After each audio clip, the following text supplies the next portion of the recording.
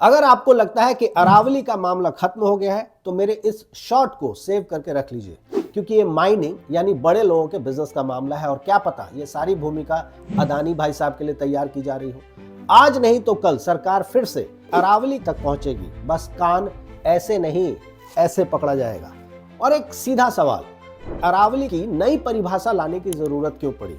जब अरावली हर राज्य में अलग अलग तरीके से है तो एक ही परिभाषा क्यों चाहिए? कोर्ट ने अपने फैसले में सस्टेनेबल माइनिंग की बात की है। बहुत सुंदर शब्द है, लेकिन सवाल यह है कि क्या कोर्ट एक भी उदाहरण दिखा सकती है जहां किसी प्राइवेट कंपनी ने सच में सस्टेनेबल माइनिंग की हो? अब माइनिंग की सच्चाई बताता हूं, क्योंकि मैं उसी इलाके से आता हूं। माइनिंग बेल्ट में सरकारी अधिकारी अपनी पोस्टिंग के लिए लाखों रुपए खर्च करते हैं। क्यों? ये कोई रॉकेट साइंस नहीं है, आप भी समझते हैं। कागज पर 1 एकड़ का पट्टा मिलता है, हकीकत में माइनिंग सैकड़ों एकड़ में फैल जाती है।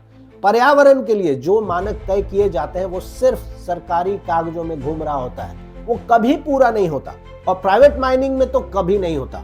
तो ये मान लेना कि सस्टेनेबल माइनिंग जैसी कोई चीज होती है खुद में एक बहुत बड़ा झूठ है।